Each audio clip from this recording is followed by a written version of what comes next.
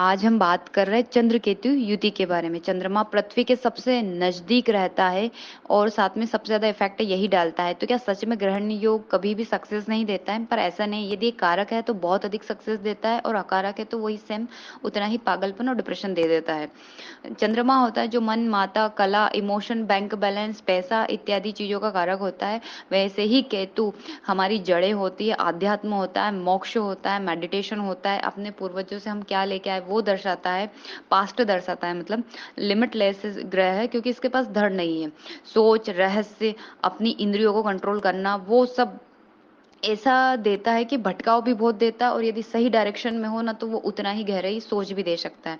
नमस्कार दोस्तों, मैं प्रज्ञा आपका हार्दिक स्वागत करती हूँ अपने प्रोग्राम में। दोस्तों, मेरा व्हाट्सएप नंबर है, यदि किसी को भी कुंडली से रिलेटेड जानकारी चाहिए, कुंडली बनवाना हो तो आप इस पर संपर्क कर सकते हो और इसके चार्जेस है। और यदि मेरा प्रोग्राम आपको अच्छा लग रहा है तो लाइक करें, शेयर करें, प्लीज सब्सक्राइब जरूर करें। जो चंद्र केतु की युति पारलौकिक शक्तियों से संबंध बना लेती थी। इसके साथ ही जिसने भी कुछ नया दिया है, यदि ये युति अच्छे फॉर्म में है तो बहुत शानदार रिसर्च है, ये लोग रिसर्चर बने हैं। केतु के पास अष्टम भाव का अधिकार भी है।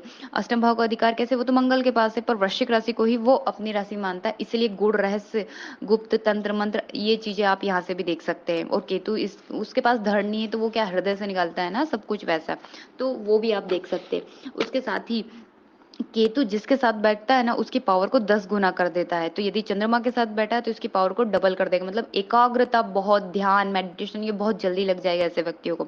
इसके साथ ही जितने भी सारे चंद्रमा के गुण हैं और यदि इनके केतु के साथ युति है तो बहुत गहराई, डीप रिसर्च, ये मतलब ऊपर ऊपर का नहीं, पूरा रिसर्च करके ये लोग अपना बेस्ट दे देते हैं। और जो मतलब नॉर्मल बुद्धि से 10 गुना ज्यादा फिर इनका पावर बढ़ जाता है। इसलिए ज्यादा भ्रमित भी रहते हैं क्योंकि इनमें ज्ञान ज्यादा हो जाता है। फिर इनका एक स्वभाव है कि पहले तो इनको समझ में ही नहीं आता कि करना क्या है, क्योंकि भ्रमित रहता है। पर यदि किसी ने इनको गाइड कर दिया और समझा दिया कि आपको ये करना है, आगे इस तरह से बढ़ना है, तो फिर ये जो ठान लेते हैं ना वो करके ही रहते हैं। इसके साथ ही जो बोलते हैं कि यदि इन इस युति पर यदि गुरु की दृष्टि पड़ जाए तो बहुत शानदार है, क्योंकि यदि गुरु ही ऐसा है जो इनको मार्गदर्शन दे सकता है, रास्ता दिखा सकता है। नहीं तो मान लो नेगेटिव फॉर्म में होती है ये युति तो बहुत अधिक परेशान रहता है और डिप्रेशन अमूमन बना ही रहता है। जैसे चंद्रमा राहु के साथ हो तो व्यक्ति क्या करता है, आत्महत्या कर लेता है। पर यदि चंद्रमा केतु के साथ है तो व्यक्ति बहुत ज्यादा सोचता है, बहुत ज्यादा परेशान होता है, टेंशन करता है कि कोई मेरे बारे में कैसे सोच रहा है। मतलब हर एक एक जो क्षण होता है उसके बारे में वो कल्पना करके सोचता ही रहता है, वैसा होता है। तो आप यदि इसमें अच्छा देखें तो आइंस्टीन की कुंडली में भी ये युति थी।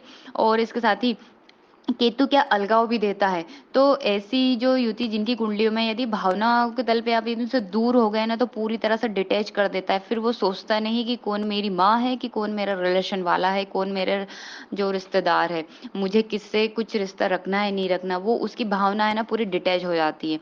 तो यही है, ये युति अच्छी है तो बहुत शानदार फॉर्म में देखने को मिलेगी, और यदि बुरी है तो फिर डिप्रेशन, टेंशन, जो मन की प्रॉब्लम सारी है वो दुगनी गति से बढ़ जाती है फिर। धन्यवाद दोस्तों।